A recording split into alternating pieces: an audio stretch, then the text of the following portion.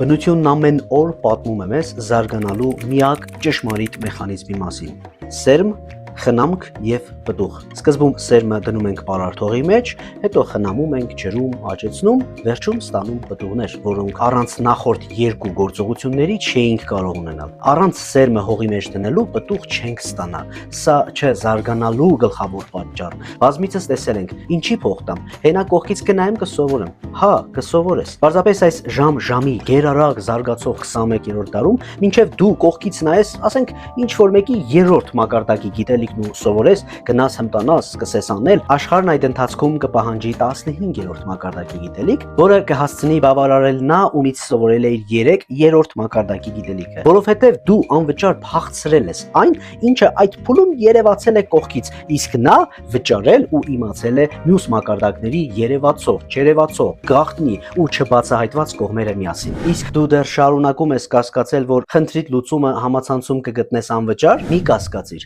հաստատ կգտնես։ Համացանցում անվճար հնարավոր է գտնել ամեն ինչ, բառի բուն իմաստով։ Թե երբ կգտնես, որքան ժամկետում կընկալես, որքանով մատչելի ու արագ կտրվի քեզ այդ ամենը ու ավարտին ինչքանով պետք կգա քեզ դա, սա այլ հարց է, բայց համացանցում, այո, անվճար կարող ես գտնել ցանկացած գիտելիք։